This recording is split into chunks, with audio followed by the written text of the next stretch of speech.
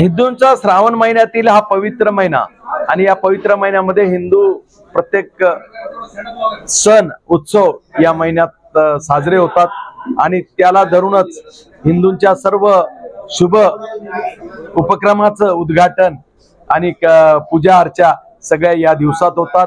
म्हणून या महिन्यात शिवाची आराधना ही केली जाते आणि शिवाची आराधना करण्यासाठी प्रत्येक जण पवित्र जलाने शिवाचे आराधना करत असतो, शिवाचे अभिषेक करत असतो आणि त्यामुळेच या शहरात सुद्धा बऱ्याच जण आपल्या आपले स्वतंत्र हिंदू संघटना आपापल्या पद्धतीने कावड यात्रा घेऊन पवित्र जल घेऊन शिवाची आराधना करून शिवाचा अभिषेक करत असतात आणि त्यामुळेच या सगळ्या कावड यात्रेचं एकत्रीकरण व्हावं या भूमिकेतून मोठी कावड यात्रा महाराष्ट्राच्या समृद्धीच्या दृष्टिकोनातून ही निघावी या भूमिकेतून सर्व हिंदू संघटनांना एकत्र करून ही मोठी कावड यात्रेचं आयोजन केलं। ही कावड यात्रा उद्या दिनांक 19 तारखेला मंगळवारी ठीक 4 वाजता रामेश्वर मंदिरा सुरेवाडी जाधववाडी येथील रामेश्वर महादेव मंदिरापासून सुरुवात होऊन टीव्ही सेंटर येथे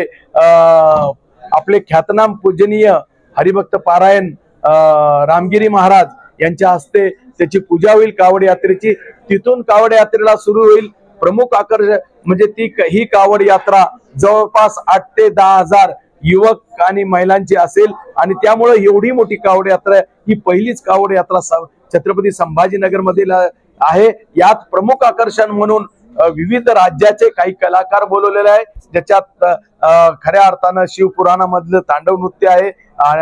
तसंच वेगवेगळ्या मोठमोठे 16 उंचीच्या महादेव बनवलेले आहे आणि हे प्रमुख आकर्षण वेगवेगळ्या प्रकारचं या यात्रेत तुम्हाला दिसून येईल।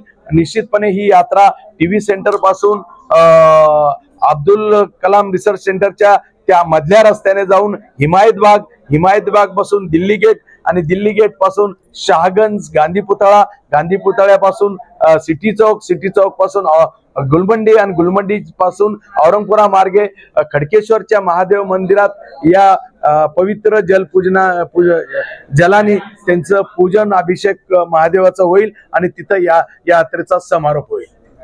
Subscribe now and press the bell icon. Never miss an update.